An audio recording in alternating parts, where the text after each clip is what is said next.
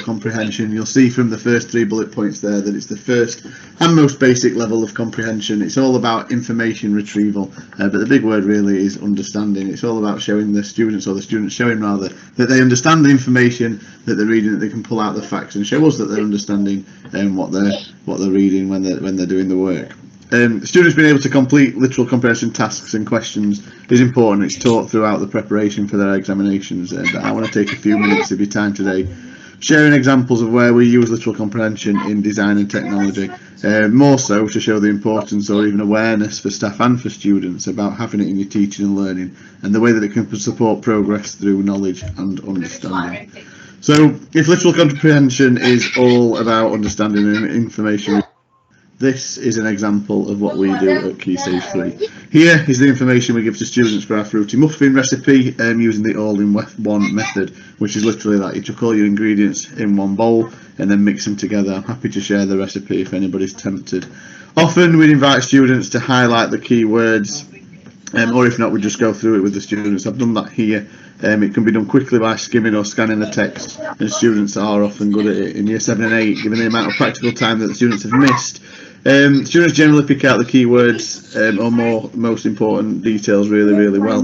But what I've also noticed through questioning is that they often highlight words that they feel are important, but they don't know necessarily what they mean. And I think that's something that's worth us just thinking about there, because as teachers rather, we will often assume that students might know what things are. So things like a cooling rack, or what we mean by we say bake until golden, when students might not actually have that knowledge.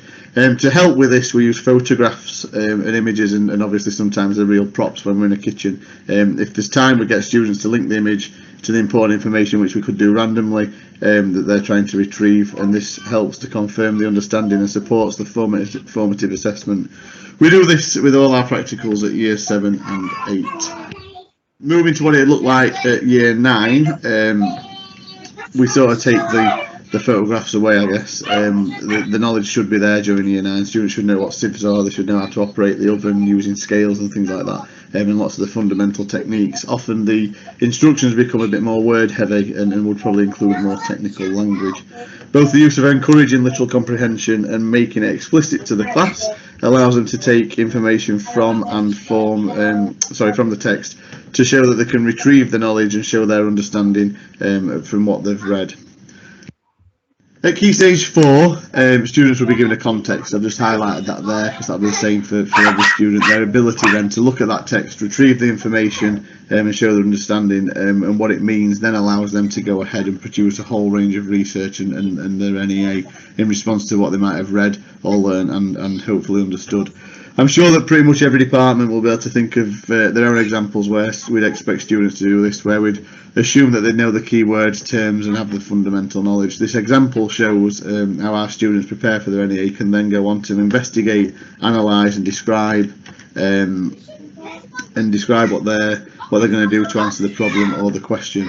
Similarly, you'll have examples of literal comprehension questions in your exams where students are expected to retrieve knowledge from a block of text to show their understanding.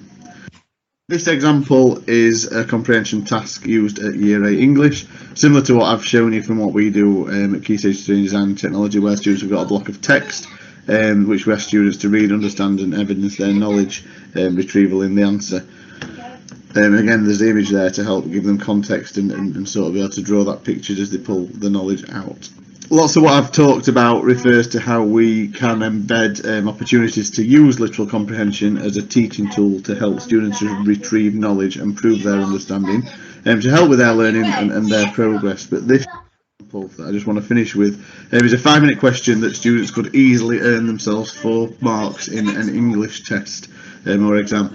If they're in a routine and they've got the ability to pick out the keywords by skimming a piece of text or in this case rather be directed to the important part that they need to scan, they then have the tools to gain these potentially easy marks.